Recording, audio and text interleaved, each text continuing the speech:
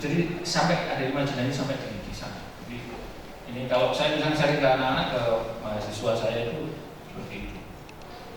Nah, sebelum kita bicara menarasikan fakta-fakta ya, tentu saja kalau di dalam ranah jagat kesusastraan kita tentu saja mengenal ada data, ada fakta, ada sesuatu yang terkait dengan sesuatu yang fiksi.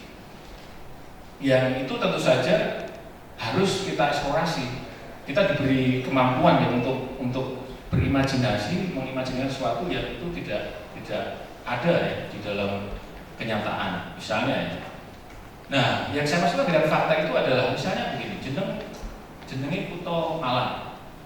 Fakta. Makanya saya selalu mendebat iki novel fiksi, novel gak nyata. Lalu terus jeneng Surabaya, jeneng Malang, jeneng Semarang, jeneng Pasuruan, Banyuwangi itu apa gitu. Makanya seperti yang pernah ditulis juga oleh Pak Budi Dharma, fakta dan fiksi, ketika dia mengomentari cerpennya Kurnia Effendi yang di dalamnya memasukkan satu kisah ada seorang profesor di Surabaya yang Eka yang dimaksud Kurnia Effendi mungkin Pak Budi Dharma gitu, Pak Budi mengakui, tetapi Eka juga memasukkan Kurnia Effendi juga memasukkan fiksi-fiksi yang dia kelola. Salah satunya adalah ketika merpati ini diterbangkan dari bandara di Jakarta ke Surabaya, gitu loh. Apa yang mungkin, gitu loh. Merpati go surat di gowo karo apa namanya cucuknya. Ya, seperti patung Khairil Anwar gitu, yang ada di dekat Toko Kun itu, yang saya sering lewat itu dan saya sedih karena Khairil seperti kesepian. Khairil sing koyo rama koncone arang-arang diundang, pernah diundangi Denny sekali tapi Denny malah demo. Iku lho demo bisa demo zaman-zaman apa itu ada koin apa itu koin Nabi Yasin atau apa yang bisa lupa. Saya terus di situ misalkan Thomas Karsten ya, seorang asli Belanda, dia nyata, sosoknya nyata. Tapi terus di situ misalkan gini, yang misalnya Thomas Karsten kita tulis yang cerita cekak, terus dulu Pak Biatan karo Rondo, sehingga banget yang Malang, padahal kenyataannya apa nggak boleh? Ya kan, boleh kan? Boleh, itu boleh, ya kan? Saya membaca salah satu riset masyarakat Kota Malang di era penjajahan Jepang. Saya baru tahu bahwa ada satu masa, ya, di mana wong Malang ini kangelan boleh sabun. Iku sampai ngantri ini mulai saiki, sesuk sabunnya baru teko sesuk zaman ketika Jepang itu membatasi itu. Ya kan? Saya lagi menulis tapi belum selesai. Problemnya adalah problem referensi yang sangat sedikit terkait dengan pendudukan Jepang di Malang. Saya bayangkan ini ono yo apa ya, bocah perawan pengen diapeli jadi pengen adus tapi sabunnya ora-ono. Jadi ngantri terus sampai kelahiran ada di pasar besar, diceritakan gitu lagi di buku yang saya baca. Jadi imajinasi menurut saya juga bisa berperan ya, terutama ketika kita berupaya untuk mengembangkan cerita ini. Nah teman-teman sekalian, tentu yang muda-muda ini perlu share ya nanti ya. Kalau kalian mau menulis satu cerita, ya sayangnya sekarang juga media-media Boso Jawa terbatas sekali. Kalau di Jawa Timur mungkin yang masih hidup salah satu Joyoboyo ya, Joyoboyo, Pajutan Semangat yang masih setia tema. Nah tema ini gampang-gampang susah karena begini, biasanya kalau dalam beberapa kali saya menghadiri proses penulisan kreatif itu banyak tema-tema klise. Ya tema-tema klise itu tema pacaran lah misalnya. Ono cah lanang karo wedok tertarik antara satu dengan yang lainnya, kemudian membangun hubungan. Tapi kadang konfliknya itu klise konfliknya itu tidak seperti keluarga kan klise, zaman Romeo dan Juliet, Shakespeare nulis ya wis itu. Yang menarik apa sekarang? Itu yang nanti kita coba explore. Yang berikutnya tentu saja harus ada parogonya sopo ya yang ada di dalam cerita itu. Ya iso manusa, iso kewan, iso ya tumbuh-tumbuhan. Ya kalau seperti dalam film Avatar itu kan salah satu tokoh-tokoh pentingnya kan memang alam ya, bagian dari alam tumbuh-tumbuhan. Kalau dalam fabel ya kewan itu. Kalau kita membaca George Orwell Animal Farm itu ya tokoh-tokohnya hewan. Gitu. Nah itu banyak mengilhami. Seperti terakhir itu ada esais yang sering menulis di daerah kota itu namanya Mas Alvan Alfian. Itu judul novelnya Aku Beo. Saya baca sebelum-sebelumnya esainya, ternyata dia ngefans sama George Orwell. Wajar lah kalau dia kemudian nulis tentang itu ya. Tapi Mas Alvan Alfian menulis secara berbeda. Itu yang penting. Penokohan, gambarannya watake parogone seperti apa, nanti kita coba lihat.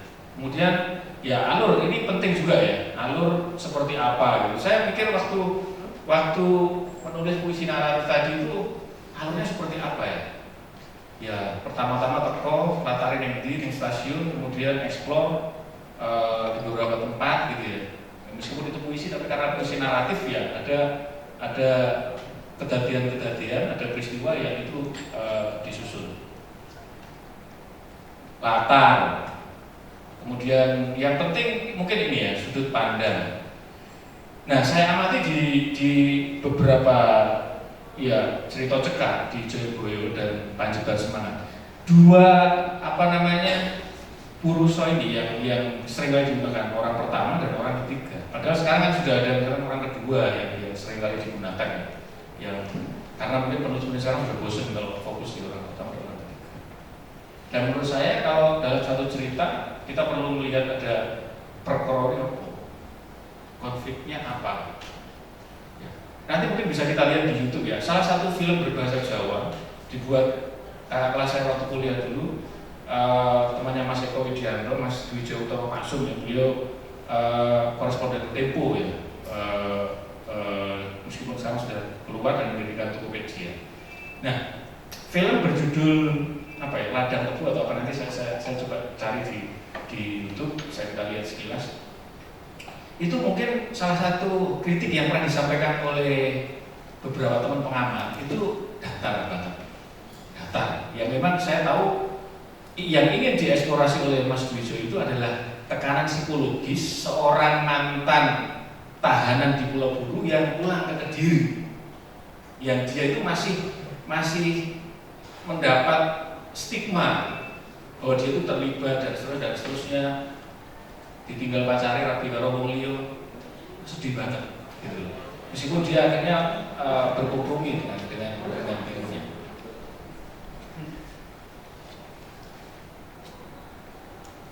Urutannya nulis ya macam-macam ya, bisa temanya mungkin belum ketemu dulu tapi mungkin sudah punya konflik ya kan, dan seterusnya. Nah sederhananya kita ekspor dalam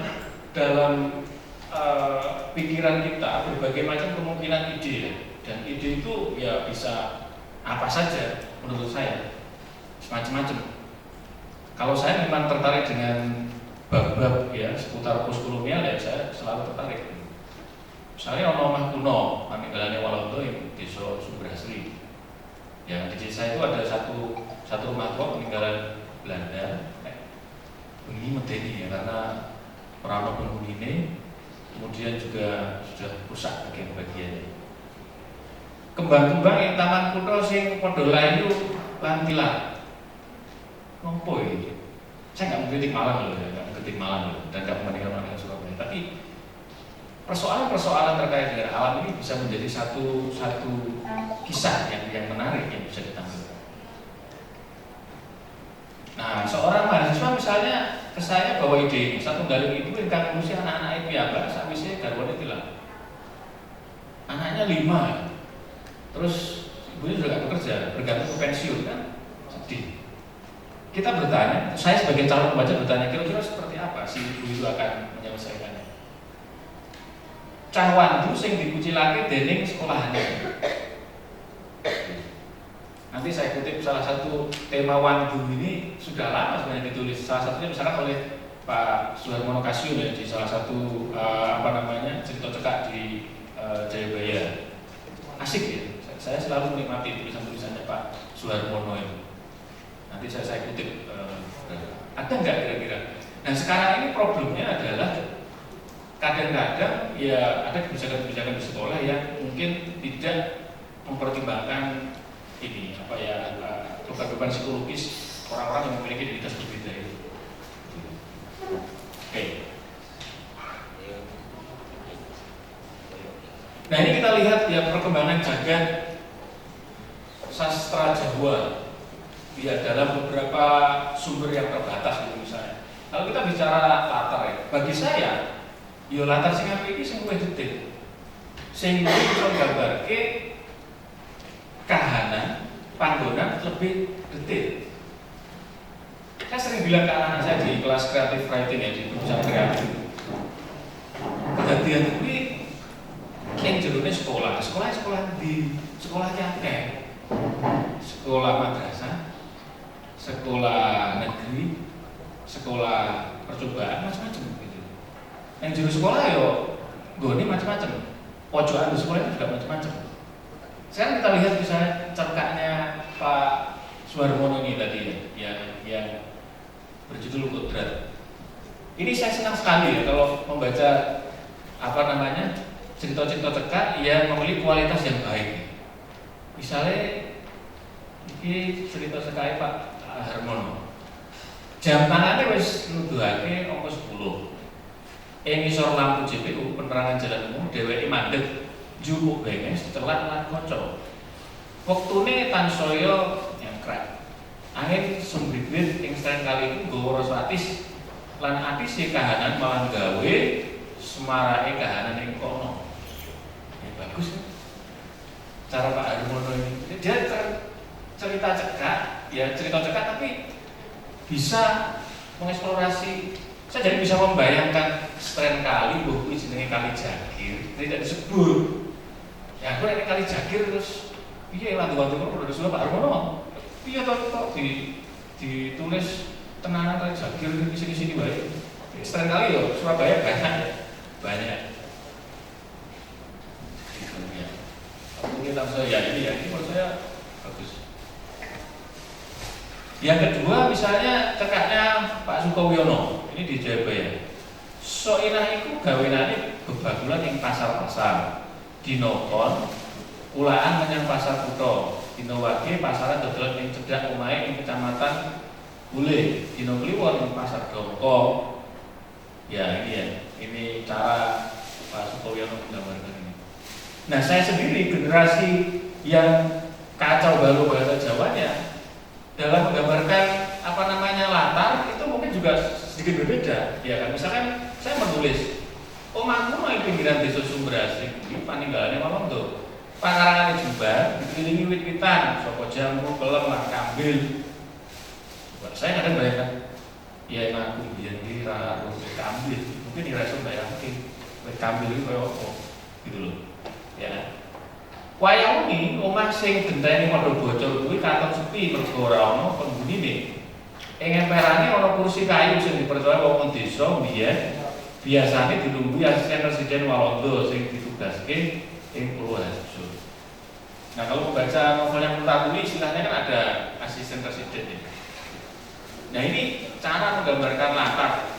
Tentu saja kalau di dalam YouTube tergantung Anda mau bikin apa namanya video pendek, video panjang, kontennya kan macam-macam kalau di YouTube ya atau di Instagram itu kan cuma 1 menit. Saya upload aja di Instagram, macam keguritan saya itu udah nggak muatnya cuma 1 menit. Ya. Oke.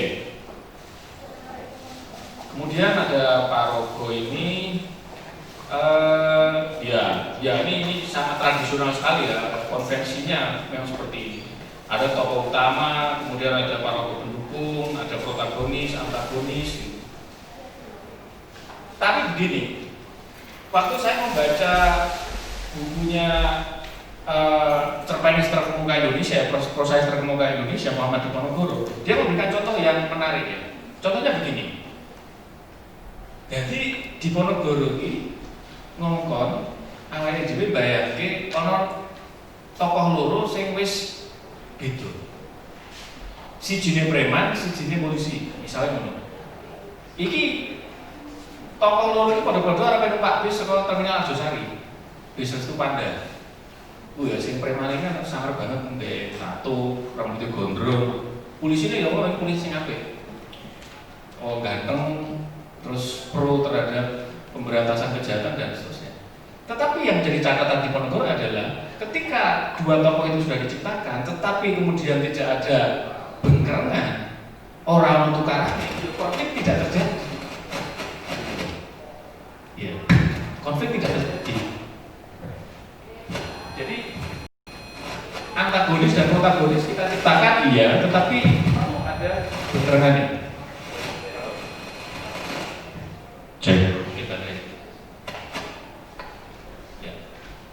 Secara umum begini, tapi kan ada tokoh-tokoh yang apa namanya, ya tidak harus mengikuti pola-pola konvensional seperti ini. Gitu.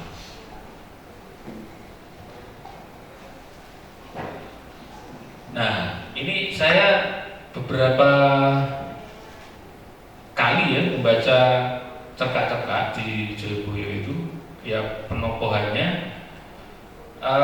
Ada yang menggunakan penokohan secara konvensional dan membosankan, misalnya dengan menggunakan beberapa kata-kata sifat. Ada juga yang menggunakan istilah apa namanya, pemberian sifat yang dilakukan oleh orang lain. Misalnya Pak Sukowiyono tadi ya, di Jayabaya dia menulis pawaane sedeng, ora gede, ora dhuwur. Soina ini lemune lumrah wae. Soina mono rondo ayu tur isih nom. Wah iki dadi bayang iki rondo ayu tur isih nom. Ya mungkin ukurannya sekitar 32 atau 33 gitu ya. Mula diarani dadi kembang desa. Ini ya. Jadi ada beberapa kata sifat lemu, kemudian ayu, sedeng ngono, dhuwur gitu ya. Itu seperti itu. Kemudian yang berikutnya lukisan yang ya, karyanya Kristiana ini juga menurut saya menarik. Nek Yasmin pantes ngerentengi cowok, wong ayu, memper foto model. Semono uga Sultanah kae, yo ayu cerdas. Ora beda karo Narsi, yen ora pati ayu ning juara vokal sak kabupaten. Gitu. Jadi membandingkan tokoh-tokoh dengan deskripsi yang menurut saya detail dan menarik. Saya misalnya generasi berikutnya menulis tampangnya genggong, preman sing diwedeni ngomong kampung Tambak Sari, serem, bremosi kandel lan lengene kebak tato gambar ulo. Yang ngomong intonasi suarane kaya nyentak-nyentak. Saben dinane genggong wis biasa glut. Wong-wong wis padha ngerti dheweke nggawa gaman sing diselempetake ning walik lambine. Preman enggak nggawa senjata ya tutup preman. Gitu loh. Ini apa namanya?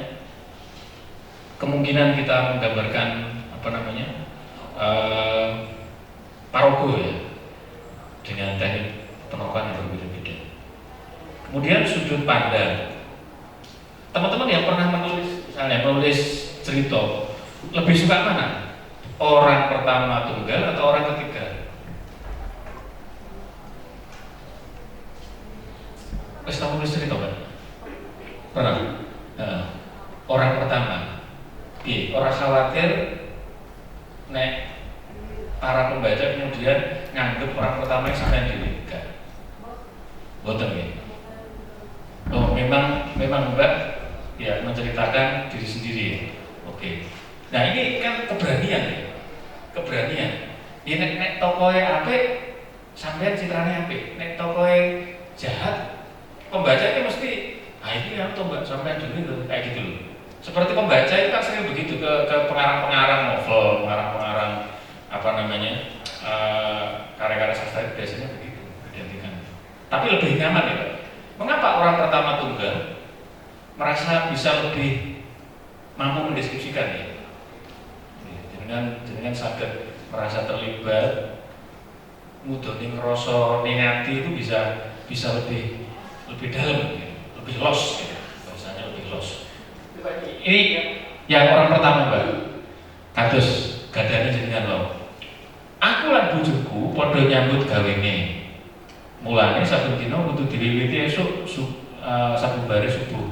Anak-anakku nomor loro nanti nomor papat kudu wis tangi. Ora kok ngrewangi ibune ning ibu karo garapan sekolah dhewe. Aku pancen ora pati nggawe bab sekolahnya itu judulnya DVD film kartun karyanya Dian W. Joy April 2018. Saya sendiri misalkan cenderung lebih banyak orang ketiga. Ya biar lebih punya kesempatan untuk mendeskripsikan tokoh lebih bebas. Karti sejatinya saya tresno marang Ramlan. Senadyan wong tuane Karti wis ora gelem nampa Ramlan. Miturut Bapak Karti, Ramlan wis dituduh dadi gembong teroris sing bom salah sawijining pos polisi ing daerah alun-alun kutha. Nanging Karti tetep yakin yen Ramlan ora nglakoni sing dituduhake. Tema teroris ya. Saya pernah tahun berapa ya menulis satu cerita pendek di media Indonesia itu tentang, saya kan dulu pernah di pesantren, ada teman saya di pesantren itu ngajak saya latihan perang. Saya masih ingat betul itu tahun 89 tahun 90 di salah satu pesantren di Lamongan, dan kebetulan yang meledakkan salah satu sudut itu ya tokoh-tokoh dari Lamongan gitu. Saya masih ingat loh, zaman majalah Sabili masih beredar luas, dan itu ya non sewu. Ya konten-kontennya itu kan memang agak provokatif, kalau kita gampang hanyut itu kan bahaya. Zaman itu ya masih zaman-zaman berita-berita khususnya Jovina dan seterusnya. Saya masih ingat betul, iya. Aku dulu pernah bilang latihan perang opo? Oh Indonesia aman nih, orang. Iki kok awakmu yang gelem melu latihan, terus dikirim ke Afghanistan, melu jihad. Waktu itu saya jerep gitu kan, jihad. Jadi Pak Yai ngono pendopo pas ngaji, kita mau jihad sing paling berarti nglawan awake dhewe. Ora, nek kowe jihad ketembak ning kono mati langsung kamu ketemu bidadari akeh. Itu. Makanya saya tulis di media Indonesia itu, kalau misalkan teman-teman baca ya, online-nya ada itu kan sekarang kan di lakon hidup itu seperti itu. Saya betul-betul itu. Jadi doktrin-doktrin itu bahaya sekali. Dan saya amati beberapa cerita cekak adik-adik juga banyak yang mengangkat itu. Oke.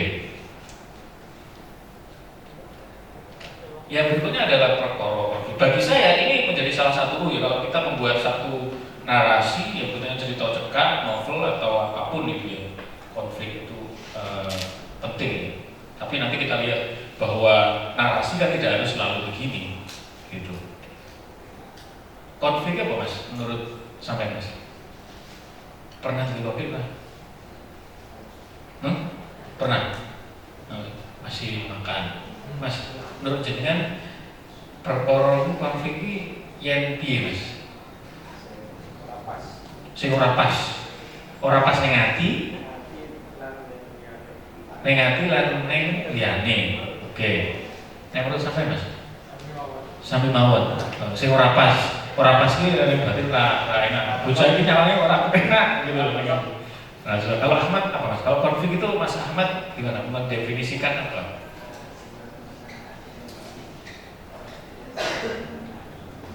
Harapan diri sendiri, sebuah permasalahan yang tidak sesuai dengan diri sendiri, ya, sebuah permasalahan yang itu konflik. Mbak pernah punya konflik jenengan? Nggih. Pernah. Nggih.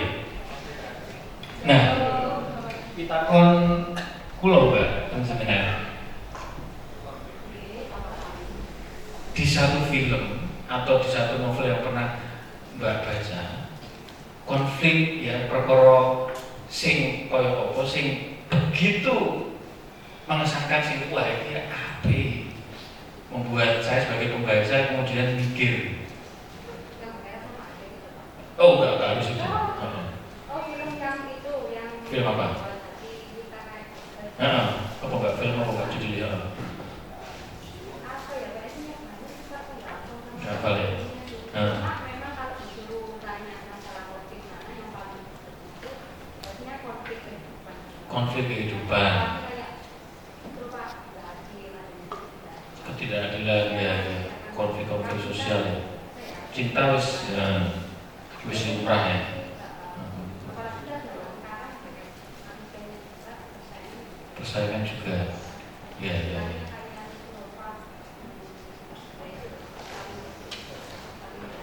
Saling menjatuhkan, greget. Nah, ya. Nek kalau anu Bramanta sih jujur manusia, manusia, jadi kan sama mbak ningali dari. Kalau di bumi manusia itu konflik antara orang-orang keturunan Belanda Indonesia dan orang Indonesia, penjajah dan terjajah. Yang saya ngapa? Nek jenengan pripun konflik menikah. Nggih, napa film-film barat?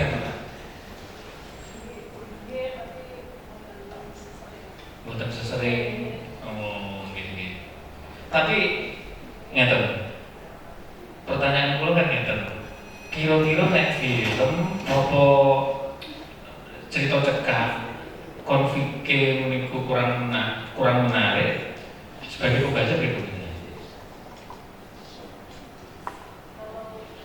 Ya, boleh. Kalau konfliknya kurang menarik, saya akan apakah memang cintanya si itu Oh iya. atau memang dia sengaja? Dia sengaja gitu. Oke. Iya. Terus. Jenengan itu pembaca karya sastra yang jos. Jadi tidak dahulu tapi mengobservasi dulu. Nah, sekarang ini contohnya saya ambil dari Artistia Sekar Arum Budiono, Juli 2018. Ini ya, judulnya Kidung Langit Kutha Ngawi. Ini contoh konflik yang menurut saya berbau agak kekinian ya, kekinian. Terus ini kan antara anak dan ibunya. Kowe ngerti orang bapakmu semangat banget reunian. Iku janjiane ra kepengin dan ketemu karo mantan-mantane biyen. Wis japri-japrian, janjian ketemu nang WA. Grenenge ibu umure ngatrong dino sadurunge budal menyang Ngawi. Aku kepeksa mesem karo nyoba nentrene penggo. Ya, penggali ya itu ya. Penggalinya ibu sing ketara burah. Halah kersanipun Bu, sampun sami sepuh masa badhe pripun-pripun. Masa badhe gitu. Terus ibune Arum ya niku sampun sami sepuh ning isih ayu-ayu lho mantan-mantane bapakku sing jenenge Deti Arim niku memper kaya Desi Ratnasari. Sing jenenge Ami persis Lira Firna. Apa meneh sing jenenge Windy kuning mrusu jambute nyadis, gawe pipine dekik tur mripate balak-balak. Bagus ya saya. Terus saya namanya siapa sih pengarangnya? Sekar Arum. Rumnya itu berarti dia mungkin secara identitas ingin memasukkan dirinya sendiri di situ. Gawe pipine dekik tur mripate balak-balak njur kaya sapa rupane. Itu ya, jadi ini. Nah, pertanyaan yang sering sekali saya dapatkan ketika acara-acara pelatihan menulis itu ya, pasti Pak piye to jane iki mirip nulis. Awalnya lho, pembukaan itu mesti angel. Gitu. Dan saya amati di banyak cerita-cerita itu rata-rata ya terus terang kalau di Jayabaya itu kayak sudah punya pakem ya. Misalnya yang pertama kalau saya amati itu sekolah lan tokoh ya Parogo. Misalnya di cerkae Sunaryoto Sumarjo yang judulnya Lupus. Hawa esuk adem, katut angin mlebu liwat jendela kamare Ardi. Minggu rasane lega yen prei. Itu yang pertama. Kemudian Mas Eko Budiono di Mei 2018. Seko Parogo dhisik yang muncul ya, Gendon, Paidi, Mesem, Sumringah. Ya. Itu saya tulis salah apa enggak itu? Ulate, Katon, Bingah ini ya. Iya, Bingah, betul. Bingah itu senang gitu ya. Bayangnya sesuk nek wis kelakon dadi anggota DPRD Kabupaten, saya luwih kajen keringan uripe. Gitu ya. Ini gaya-gaya pembuka. Tapi begini, apa ya di bersemangat dan lucu gue jarang ya penulis cerita cekak yang mulai dari dialog gitu. Padahal kan asik juga gitu. Seperti gayanya Seno Bumri Aji Dharma itu kalau mau memunculkan tokoh itu dulu. Seperti dalam beberapa cerpen di Saksi Mata itu kan asik gitu. Tidak harus deskripsi latar dulu. Kayak gitu. Ya. Terus yang berikutnya adalah, nah ini pertanyaan kepiye ya gitu apa gawe judul sing apik.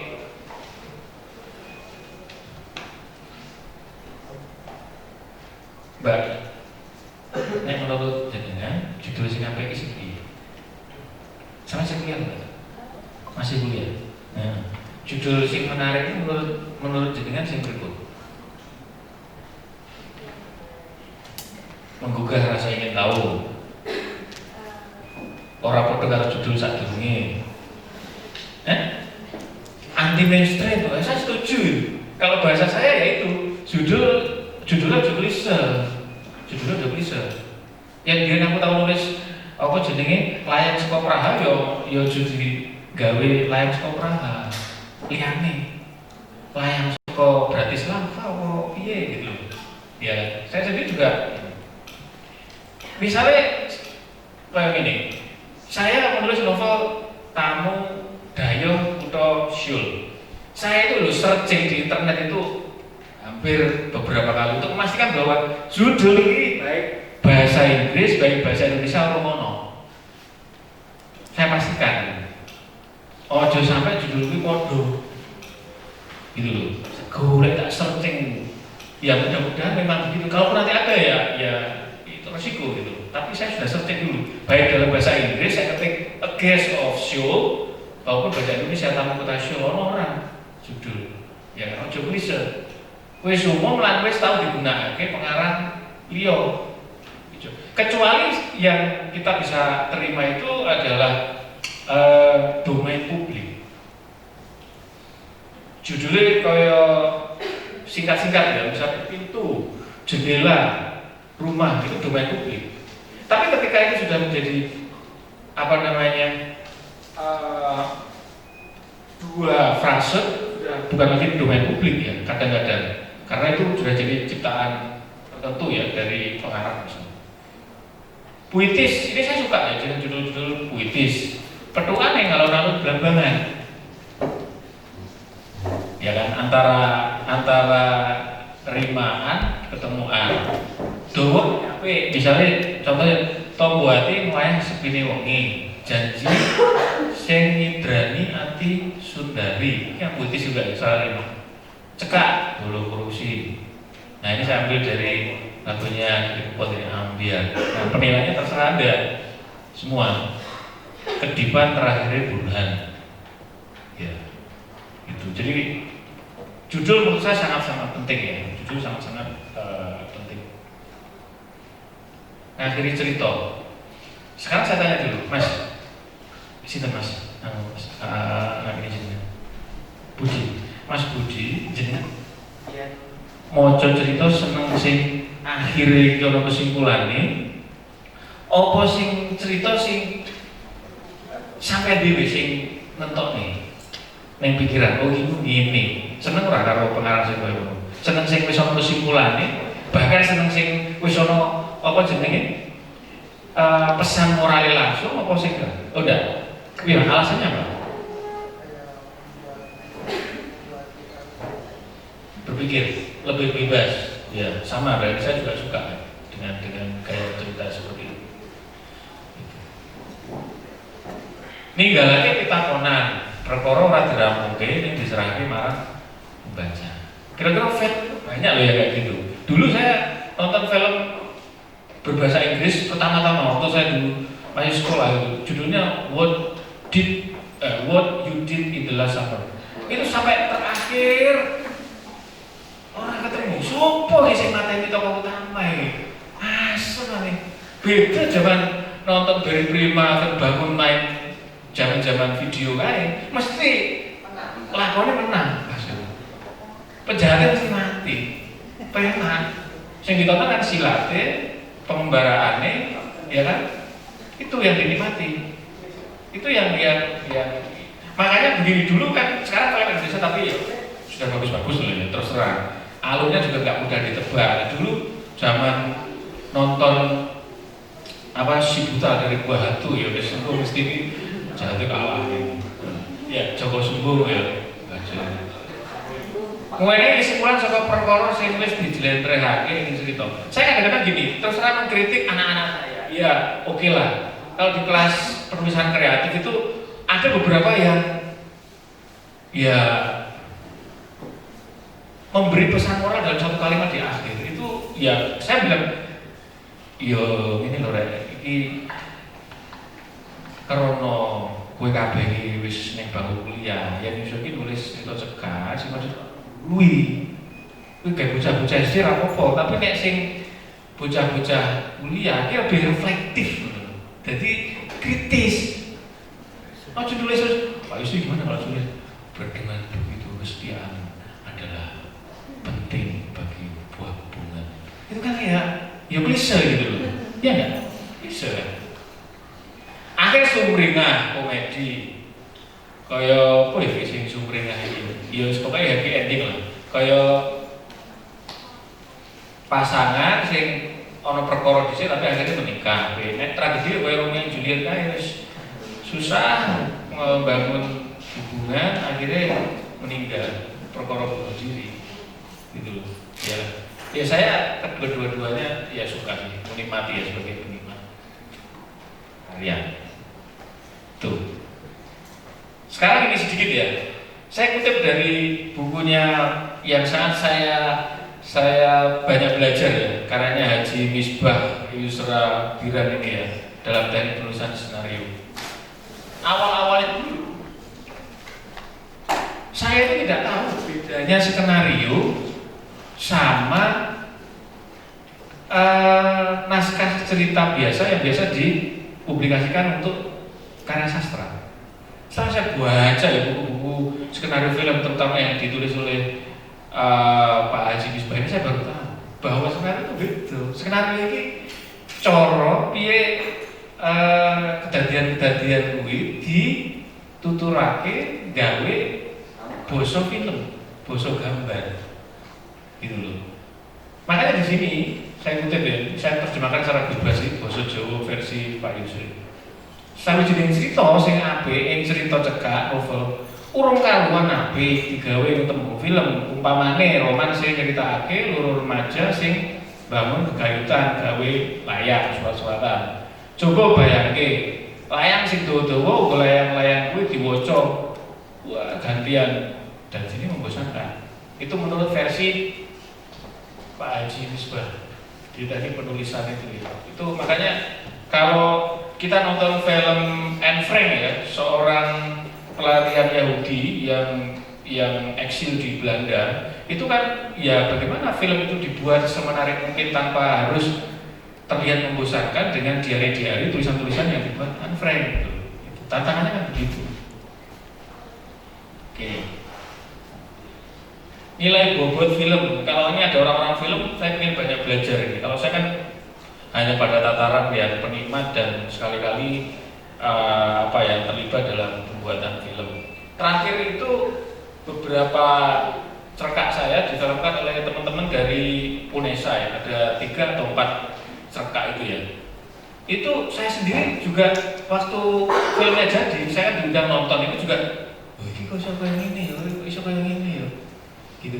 Jadi apa sing tak gambarke ning cerita cekak iki dadi beda yang dituturake gawe bahasa film gitu. Itu yang menarik. Nanti kalau bisa saya putar saya tunjukkan sedikit itu. Oke. Nah, ini sing YouTube kanca-kanca kabeh bisa nonton terus semangat. Yo kowe kabeh guru karo sing sepuh-sepuh iki. Mbahso takok piye carane apa jeneng nulis basa sing apik. Ide unik teko kreativitas dhewe. Nah, ini tantangannya. Karena menurut Profesor Edward Said ya, tokoh penulis orientalisme ora ono sing asli nang dunia iki ora ono. Ya sejak kolonialisme terjadi ora ono. Kabeh iki hibrid KB ini terkontaminasi dengan unsur-unsur budaya dari bangsa atau tokoh negara liyane. Isi konten sesuai minat. Ya. Ono ora nek sing minat kuliner kayak aku. Ada, minat. Mungkin sekitar berapa ya? 3-4 menit. Mudah-mudahan saya bisa terhubung dengan Dewi, bisa nggak ya terhubung dengan internet? Kalau nggak ya saya toucherin ya. Kok bisa ya?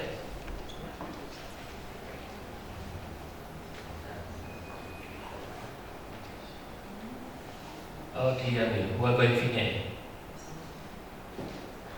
Nanti wifi UN ya. Wah, pakainya Dewi berarti cocok ini. Mana ini ya? Bentar lagi, saya tampilkan keyboard. Nah ini, saya kalau biasa sama Pak Yus, direktur yang baru. Nah ini masih ada ini.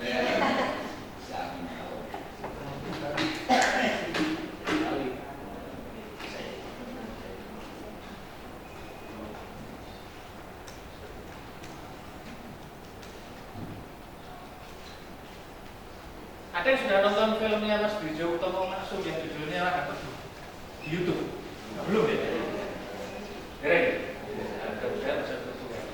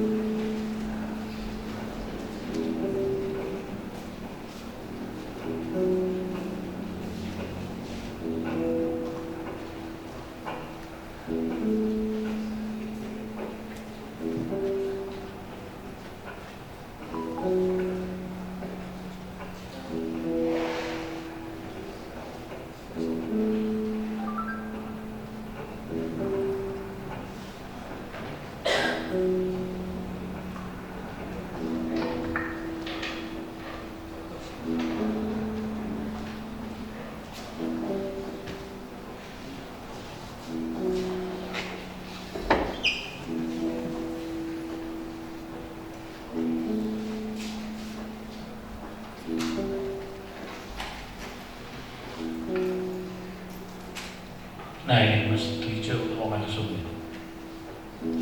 Beliau dulu di Tempo, sekarang mendirikan Wikipedia.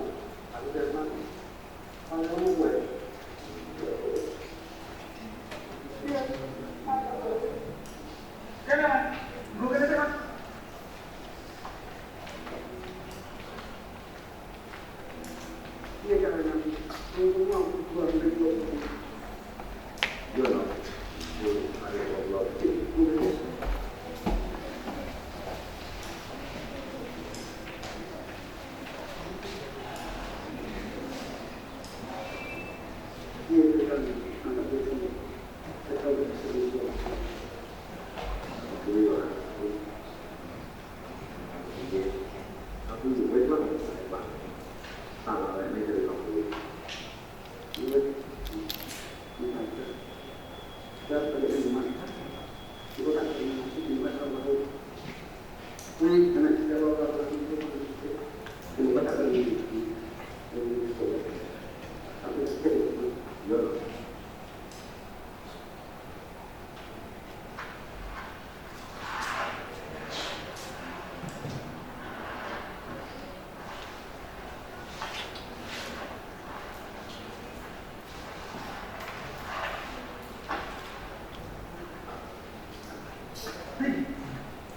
firman mendapat sedikit. Aku ini lewat saya, apa lagi? Jadi mereka ngomong, wah, memang firman kok, kita pesan kerjaan. Awakmu udah melu-melu loh. Ada mau cilik, karena apa-apa. Terus, mau ngapain? Aku juga mau resmi. Kalau mau ikut aku, apa salahnya kalau berlaku aku ngalami? Kita tak ngomong gitu loh. Kita pengen mulai firman. Rakan-rakan, Pak boleh mati. Ya. Ya. Ini menurut saya satu film yang digarap dengan swadaya yang luar biasa. Mas Dwi itu bercerita ke saya, tokoh-tokohnya pun ini dudu wong sing terkenal. Ya dudu pemain film, ya dudu tokoh, dudu aktivis. Jadi ya konco-konco yang ada juga yang memang petani yang di ladang tebu. Kalau Mas Dwi dan digarap dengan propertis yang terbatas. Nah, kalau kita lihat tadi misalnya di awal ini masih menggunakan teknik narasi, bukan menggunakan voice over, tapi menggunakan teks, ya, skrip yang ditampilkan di depan. Jadi ya ini yang jadi bagian dari skrip yang ditulis Mas Dwijo. Dan ya tokoh-tokohnya saya bilang ke Mas Dwijo, tapi ini loh Mas, tokoh-tokoh yang sampean ini dialog-dialognya natural banget. Iya Mas, kan memang ya wong desa-desa kuwi wae sing tajak main ini. Jadi seperti itu dan saya salut ya karena Mas Dwijo berani membuat film dengan bahasa Jawa seperti ini gitu loh, dengan tentu saja dialek daerah sana, tokoh-tokohnya juga belum berpengalaman sebenarnya untuk bermain film. Jadi itu. Saya kira kalau teman-teman di Malang komunitas film itu punya ketertarikan, saya pikir bisa ya membuat naskah-naskah seperti membuat skrip ya yang kemudian diambil gambarnya, dimanifestasikan di dalam film itu. Mungkin itu Bapak Ibu, teman-teman sekalian. Mungkin kita Dewi mungkin kalau ada pertanyaan mungkin kurang lebih 10 menit saja. Nanti 30 menit monggo panjenengan studio bisa menulis lah ya. Saya ingin baca ya terus terang ya guru-guru kulo yang senior